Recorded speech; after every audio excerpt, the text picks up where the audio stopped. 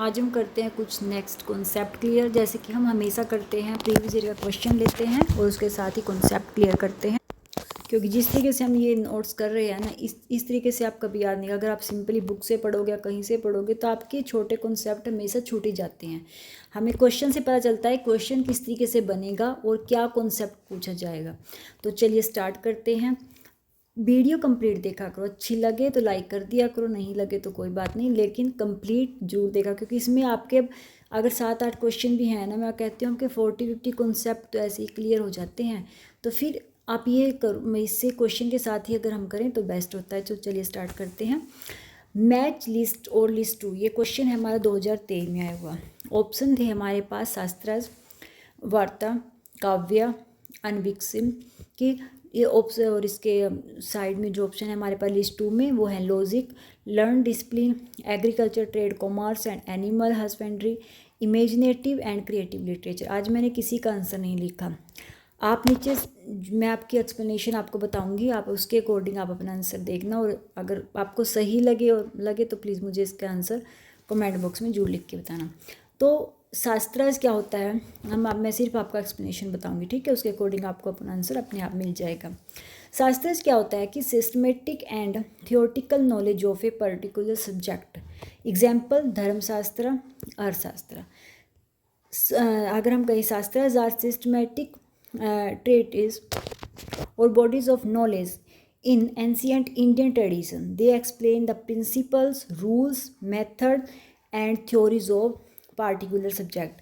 शास्त्र वो होते हैं जिनमें एक्सप्लेन किया जाता है प्रिंसिपल्स को, रूल्स को, मेथड को, थ्योरीज को, ठीक है। तो वो होते हैं शास्त्र हमारे, ठीक है, जिसमें हम कह सकते हैं थ्योरेटिकल नॉलेज ऑफ एक पार्टिकुलर सब्जेक्ट। किसी भी एक सिस्टमेटिक वे पे एक नॉलेज दी होती है किसी पार्टिकुलर सब्जेक्ट पे। धर्मशास्त्र है, जैसे अर्थशास्त्र है। अब अर्थशास्त्र में जैसे आर्थिक नीतियों के बारे में बताया गया है, धर्मशास्त्र में धर्म के बारे में बताया गया है, इस तरीके से। तो वो उसको बोलते हैं हम शास्त्र अपने। एग्जाम्पल है जैसे अर्थशास्त्र में क्या हुआ, मैंने ये भी साथ में लिख दिया, कई बार पूछ लिया जाता है कि अर्थशास्त्र किससे बिलोंग करता है, या फिर ये तो हमारे अर्थशास्त्र है जिसमें पॉलिटिक्स, एडमिनिस्ट्रेशन यानी इकोनॉमिक की बात होती है, उनकी नीतियों के बारे में बताया गया है। धर्मशास्त्र है उसमें लॉ, ड्यूटीज़, सोशल जो भी कंडक्ट हैं, जो भी हम सोसाइटी में रह रहे हैं, उनके रूल्स सब रेगुलेशन बताए जाते हैं। Learn discipline. और नृत्य जो शास्त्र है उसमें बताया जाता है धर्म, जैसे और जो भी आर्ट से रिलेटेड हमारा है, डांस, परफॉर्मिंग, जो भी कुछ है, जो भी, ठीक है, वो सब आता है नृत्य शास्त्र में। काव्य शास्त्र में आएगा जो भी हम स्टडी ऑफ ह्यूमन डिज़ायर्स और रिलेशनशिप की जो भी स्टडी, जो भी हम अपने रिलेशनशिप में रहते हैं या घर में परिवार में जो हमारे समाज में रिलेशनशिप हैं, आपस में हमारी डिज़ायर्स हैं, ठीक है, तो वो है इसमें आता है वो काम शास्त्र में। तो ये थे, तो आपको शास्त्र क्लियर हुआ होगा, और आपने साथ ही साथ अगर आपने ध्यान से सुना और समझा तो इसका आंसर भी आपको साथ ही पता चल गया होगा कि शास्त्र का सही कौन सा होगा लिस्ट 2 में। तो नेक्स्ट हम देखते हैं वार्ता। वार्ता is a branch of knowledge concern with agriculture, cattle rearing and trade, commerce. Simply याद रखो, जो भी व्यापार से रिलेटेड है, एग्रीकल्चर से रिलेटेड है, जो भी एनिमल्स, कैट, जो भी हम रखते हैं, मतलब कि जो वो सब आएगा वार्ता में, ठीक है। इन ancient Indian thought it was considered a practical economic discipline dealing with productive occupation livelihood. जो भी हम अपने जीवन को कमाने के लिए करते हैं, कोई ऑक्यूपेशन कर रहे हैं, कोई भी प्रोडक्शन कर रहे हैं, तो वो आएगा वार्ता, ठीक है। थर्ड है हमारे पास काव्यास। काव्यास में क्या आएगा, आर पोइटिक और literary composition characterize by artistic expression. जो भी जितने भी आर्ट करते हैं हम, जो सब आएगा काव्यास में। Imagination, beauty of language, emotional appeal, ठीक है, जैसे एग्जाम्पल है रघुवंशा बाय कालिदास, ठीक है। और फोर्थ हमारे पास है ऑप्शन अनविकसित की।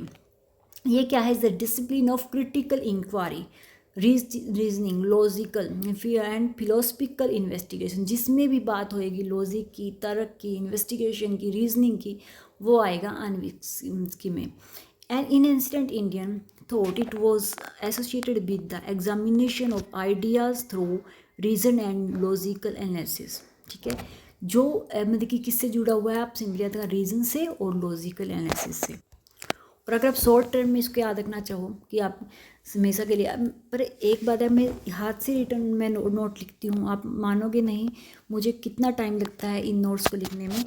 पर मुझे पता है कि जो हाथ से लिखे नोट आप एक बार बुक आप कितनी बार ही पढ़ लो आपको माइंड में सेट नहीं होगी, लेकिन अगर आप हैंड रिटन नोट्स को एक बार पढ़ोगे ना तो वो आप कभी नहीं भूलोगे, वो आपके आंखों के आगे रहेगा कि मैंने ये पढ़ा, क्योंकि इसमें सिर्फ मैं वो इम्पोर्टेंट बात लिखूंगी जो ज़रूरी है। ठीक है, बुक में आप कंप्लीट पढ़ोगे तब जाके तो आपको कुछ कॉन्सेप्ट आप ढूंढोगे इसमें से, लेकिन मैं आपके लिए कोशिश कर रही हूँ कि बिल्कुल आपको जो जरूरी लाइन है सिर्फ आप वही याद करो। ठीक है, तो इसका अगर आप शॉर्ट फॉर्म देखो, शॉर्ट ट्रिक देखो तो शास्त्रार्थ को याद रखो, लर्न डिसिप्लिन से, सिस्टमैटिक बॉडीज ऑफ नॉलेज से। वार्ता में क्या आ जाएगा, जो भी एग्रीकल्चर है, कैटल रेयरिंग है, जो भी ट्रेड्स हैं हमारे, जो भी हम ठीक अपनी जीविका को चलाने के लिए जो भी हम कर रहे हैं। फिर आ जाए काव्य, काव्य में आ जाएगी जो भी पोइट्री, आर्टिस्टिक जितने भी लिटरेचर हैं, जो भी आर्ट वगैरह जो आएंगे वो सब इसमें आ जाएंगे। अनविक्सिक में क्या आ जाएगा, logical plus reasoning plus critical inquiry. ठीक है, क्लियर। नेक्स्ट हमारे पास क्वेश्चन था, which of the following engineering college were there in India in the year 1902। Option थे हमारे पास रुड़की, सीबापुर, पुणे, पूना एंड मद्रास। अब देखो in 92 prominent engineering institution in India include Thomson college of civil engineering Roorkee, now IIT Roorkee. जो establish हुआ था रुड़की में जो वो पुराना कॉलेज था, वो पहले उस कॉलेज था वो, लेकिन वो जब अब बना IIT रुड़की 1902 में। ठीक है, और पूना जो था, Poona engineering classes and mechanical school था Poona. The institution that develop the into college of engineer Pune COEP, फिर ये उसमें डिवेलप हो गया था इंजीनियरिंग कॉलेज में। ठीक है, पहले स्कूल था फिर ये कॉलेज में हुआ, और जो रुड़की का जो था ये भी कॉलेज था सिविल इंजीनियरिंग का, और बाद में IIT रुड़की में डिवेलप हुआ। और अगर हम इन इंस्टीट्यूशन की देखें कि किस समय बने थे, जो रुड़की था वो Thomson college of civil engineering, ये जो बना था ये 1947 में उसमें कॉलेज था। फिर सीबापुर जो है बंगाल इंजीनियरिंग कॉलेज 1856 में इस्टेब्लिश हुआ था। पूना जो Poona engineering class and mechanical school 1854 में। Madras college of engineering Guindy 1794। Next हमारे पास क्वेश्चन था, chlorination of water is done. जो क्लोरिनेशन है वो क्यों यूज़ किया जाता है, वाटर क्या करता है वो, उसका फंक्शन क्या है क्लोरिनेशन का। वो ऑप्शन थे हमारे पास, रिमूव माइक्रोब्स, रिमूव हार्डनेस, या इंक्रीजिंग सॉफ्ट कंटेंट्स, या डिक्रीज टर्बिडिटी। तो एक्सप्लेनेशन बता देती हूँ पहले आपको क्लोरिनेशन का क्या काम होता है। The main function of chlorination is to disinfect water by killing और इनएक्टिवेटिंग हार्मफुल माइक्रोइज्म पोलिथोजेंस। तो जो भी मतलब कि जो भी हानिकारक सूक्ष्म जीव होते हैं, जो रोग मतलब कि हमें नुकसान पहुंचा सकते हैं, ठीक है, उनको क्या करता है ये, उसको डिसइंफेक्ट, उसको मतलब उसको ख़त्म करने के लिए यूज़ किया जाता है क्लोरिनेशन। ठीक है, कि वाटर को डिसइंफेक्ट करने के लिए यूज़ किया जाता है ताकि वो जो भी सूक्ष्म जीव हैं जो हमें नुकसान पहुँचा रहे हैं वो ख़त्म हो सके। नेक्स्ट हमारे पास क्वेश्चन था, critical reading in mediated communication are incorrect. Option थे हमारे पास, emotional, passive, ineffectual, cognitive. Explanation है हमारे पास, क्रिटिकल रीडिंग क्या होती है पहले आप ये देखो, आंसर आप खुद आज फाइंड करो। ठीक है, मैंने एक्सप्लेनेशन दे दी, आप आंसर खुद देखो कि इसका आंसर क्या है, सिंपली मैंने एक्सप्लेनेशन आपको बता दी। Critical reading is mediated communication is cognitive. ये क्या है, कोग्निटिव है, because it involves thinking, analysing, questioning, interpreting and evaluating the message. क्योंकि ये क्या क्या इन्वॉल्व है इसमें, थिंकिंग है, एनालाइजिंग है, क्वेश्चनिंग है, इंटरप्रेटिंग है, एवेल्युएटिंग है। तो फिर ये क्या है, एवेल्युएटिंग करते हैं मैसेज को, तो ये क्या, critical readiness is a mediated communication is a cognitive. ठीक है, नेक्स्ट हमारे पास क्वेश्चन था, the symbolic mode of communication is. Option थे हमारे पास, instrumental, non ritualistic, social culture और मैकेनिकल। तो इसकी एक्सप्लेनेशन देख लें। Symbolic mode of communication is socio culture because symbolic get their meaning from the culture and society in which they are used. कि symbolic mode जो communication है वो एक सोशियो कल्चरल है। क्यों है, क्योंकि सिंबॉलिक जो होता है वो दे मीनिंग फ्रॉम द कल्चर, जिसका मीनिंग कहने का कल्चर से, एंड सोसाइटी जिसमें हम इसको यूज़ कर रहे हैं। ठीक है, इसीलिए सोशियो कल्चर माना जाता है सिंबॉलिक मोड ऑफ कम्युनिकेशन। इसमें हमारे पास ऑप्शन था जैसे नॉन रिचुअलिस्टिक कम्युनिकेशन, हम दोनों को देख लेते हैं कि रेचुलिस्टिक कम्युनिकेशन क्या है, नॉन रेचुलिस्टिक कम्युनिकेशन। अब ये कॉन्सेप्ट है, हम थोड़े थोड़े कॉन्सेप्ट हम रीड करना ही भूल जाते हैं, लेकिन इसके साथ क्या है, जब हम क्वेश्चन पढ़ते हैं ना तो हमारे माइंड में आता है कि हमने ये तो पढ़ा ही नहीं। और इसमें अभी इसमें नॉन रेचुलिस्टिक पूछा था, मैंने आपको साथ ही साथ रेचुलिस्टिक भी करवा दिया, तो इससे आपका फाइंड भी हो जाता है, क्लियर भी हो जाता है ना, और पता भी चल जाता है कि क्वेश्चन किस तरीके से बनते हैं। Ritualistic communication following socially accepted customs, convention और रिचुअल्स, जिसमें क्या एक्सेप्ट किया जाता है, कस्टम्स, जो भी हमारे रिवाज हैं, जो भी हम कन्वेंस, जो भी हमारे रिचुअल्स हैं, ठीक है, रेचुलेशन ठीक है, याद रखें, जो भी हमारे रिचुअल्स हैं जिसमें हम उसको फॉलो करते हैं। एग्जाम्पल है जैसे सेइंग नमस्ते, when greeting saying thank you. अब हम किसी कहीं जाते हैं, किसी से मिलते हैं, हम हाथ जोड़ के नमस्ते करते हैं, ये क्या है, ये हमारे कस्टम्स हैं, हमारे रिचुअल्स हैं। और किसी को कोई चीज़ हमें कोई हमें देता है कुछ, हम थैंक यू बोलते हैं, ठीक है। वेडिंग सेरेमनी, रिलीजियस ग्रीटिंग, जो बर्थडे विशेस हम करते हैं दूसरों को, तो ये सब आते हैं हमारे जो रिचुअल है। नॉन रिचुअलिस्टिक कम्युनिकेशन क्या हो गई, communication mainly intend to convey information, idea, instruction, जिसमें हम सिर्फ इन्फॉर्मेशन गैदर करने के लिए करते हैं कम्युनिकेशन, या फिर आइडियाज़ के लिए, इंस्ट्रक्शन के लिए।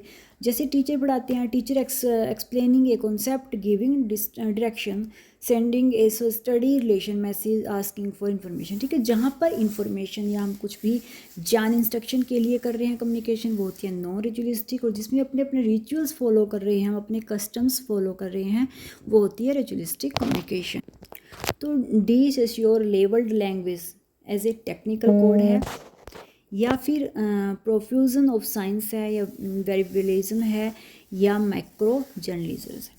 तो एक्सप्लेनेशन क्या है, जो फ्रेडरिक डे सेश्योर्स थे, इन्होंने क्या कहा था लैंग्वेज के बारे में, language is a system of science that expression idea, कि एक सिस्टम है वो साइंस का जो एक्सप्रेस करते हैं आइडियाज़ को, ठीक है।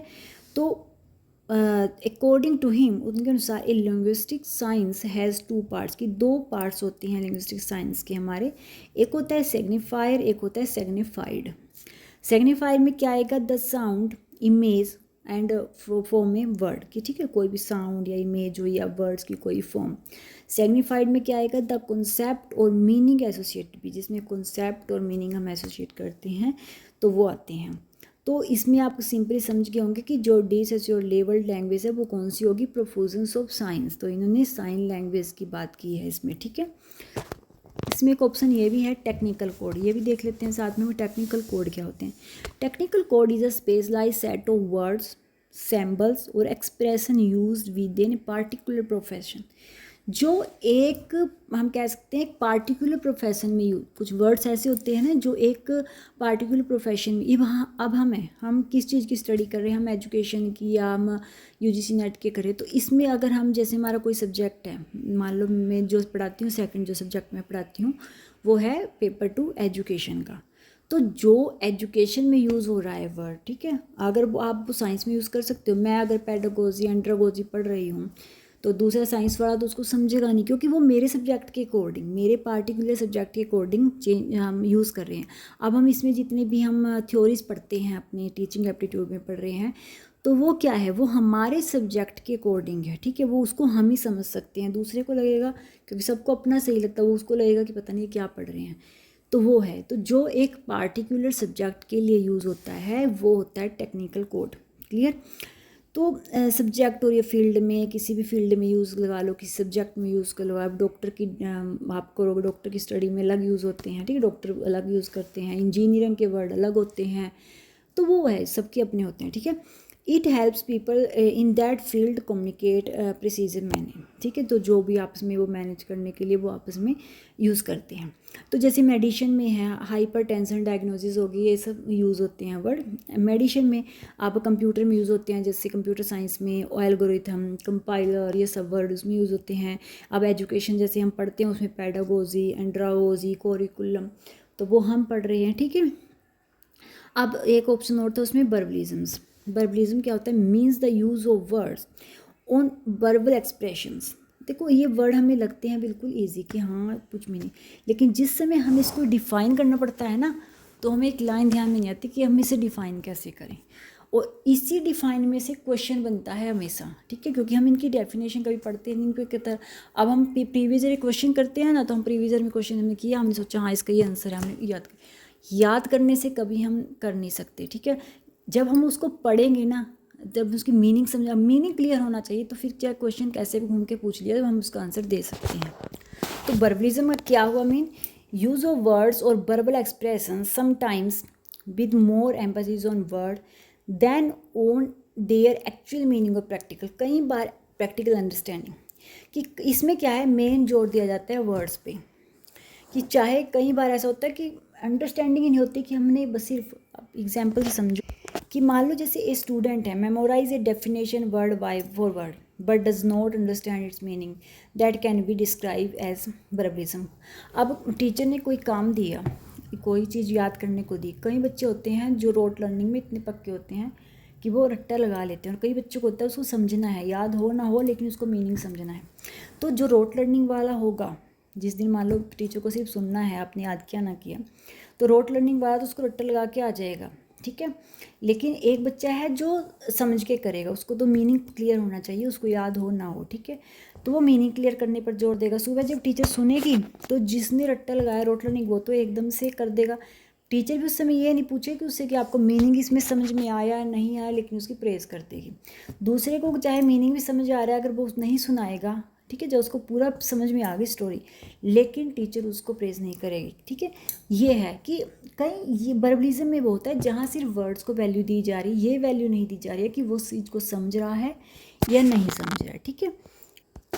एक ऑप्शन है इसमें हमारे पास मैक्रो जर्नलिज्म, तो refers to a person or approach that makes broad general statement or conclusion about large group societies or situation rather than focus on individual cases। देखो मैं हर एक में एग्जाम्पल जरूर डालती हूँ, क्योंकि मेरी जो लाइफ की थ्योरी है समझने की मेरी यही है कि जब तक हम उसको डेली लाइफ से की चीज़ को, अगर हमें परमानेंट अपने माइंड में किसी का मीनिंग स्टोर करना है, तो उसका सिंपल ही तरीका यही होता है कि हम उसको अपने डेली लाइफ के एग्जाम्पल से जोड़ें, ठीक है, जिससे मीनिंग क्लियर हो जाता है। तो मैक्रो जनरलाइज हो गया जहाँ पर एक कह सकते हैं ब्रॉड स्टेटमेंट, यानी कि बड़ा, हम छोटी चीज़ के या हम कह सकते हैं क्लियर नहीं करते, बल्कि एक ब्रॉड जनरल स्टेटमेंट। मान लो एग्जांपल है जैसे social media has change the way young people communicate, this is a macro level generalization because it makes a broad statement about a large group.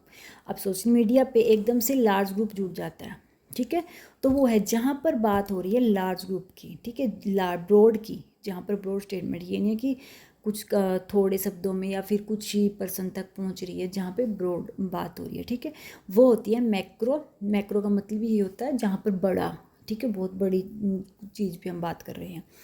तो नेक्स्ट हमारे पास क्वेश्चन था, according to some experts like Marshall McLuhan the following are considered hot media, उनके अनुसार hot media कौन सा है।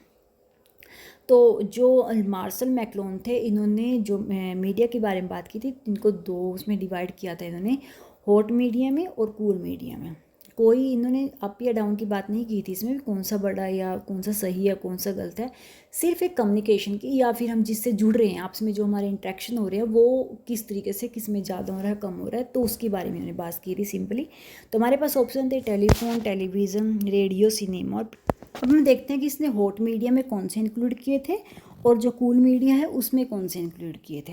According to Marshall McLuhan, hot media are media that provide high definition information and require low audience participation. इसका simply आप याद रखना, कई बार ये पूछ लिया जाता है, इसमें क्या आएगा, जो हॉट मीडिया को, hot media is equal to high definition plus audience कितना, low, high definition but low audience participation, ये दो वर्ड याद रखना बस सिर्फ इसमें, high definition plus low audience participation.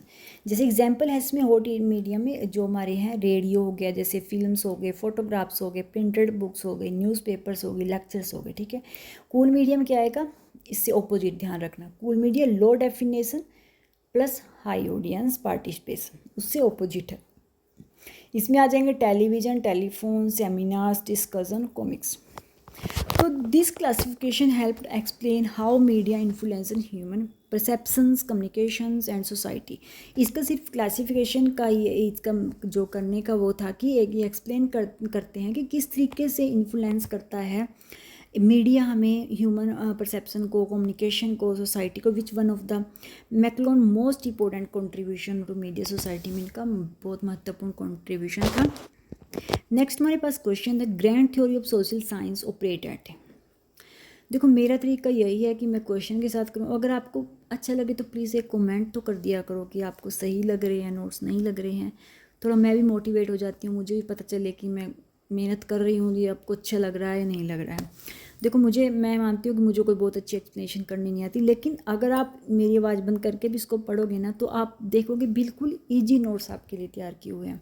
Grand theory of social science operate at a lower level. Option थे हमारे सिंपलिस्टिक लेवल, कैटेगोरिकल में level, higher level of abstraction. तो ग्रैंड थ्योरी पहले देख लेते हैं क्या है। Grand theory in social science is highly abstract. It explain society in broad general term rather than focus on specific situation or small scale observation. Grand theory explains society as a whole and broad social system। ठीक है, कि जो society है उसको कैसे explain करता है ये whole and broad social system, बहुत बड़ा सोशल सिस्टम है। It deals with large scale, जो लार्ज स्केल कॉन्सेप्ट पे बात करता है, सच है जैसे सोशल ऑर्डर हो गए, इंस्टीट्यूशन हो गए, सोशल चेंजेस हो गए, बहुत सब आता है ग्रैंड थ्योरी में। It operates macro perspective equal to higher level of abstraction, जिसमें क्या है हायर लेवल ऑफ एब्स्ट्रैक्शन यानी कि मैक्रो परस्पेक्टिव, जहाँ पे बात होगी कहीं आप कह सकते हैं सिंपली अगर देखें तो जहाँ पे सोशल ऑर्डर की बात हो रही है, इंस्टीट्यूशंस की, सोशल चेंजेस की, ठीक है वो है सिंपली आप इससे याद रखो macro perspective, macro perspective is equal to higher level of abstraction है ग्रैंड थ्योरी। ठीक है, तो आंसर आपको इसमें पता चल ही गया होगा, हायर लेवल ऑफ एब्स्ट्रैक्शन। या कई बार पूछा जाता है मैक्रो परस्पेक्टिव, तो अगर पूछा जाए ऑप्शन में अगर मैक्रो परस्पेक्टिव होता तो आंसर मैक्रो परस्पेक्टिव होता, अब ऑप्शन में हमारा हायर लेवल ऑफ एब्स्ट्रैक्शन है तो हमारा आंसर होगा ये। ठीक है, तो अगर मेरे नोट्स अच्छे लगे तो प्लीज़ प्लीज़ प्लीज़ लाइक किया करो, सब्सक्राइब किया करो, कमेंट जरूर किया करो। Thank you for watching my video.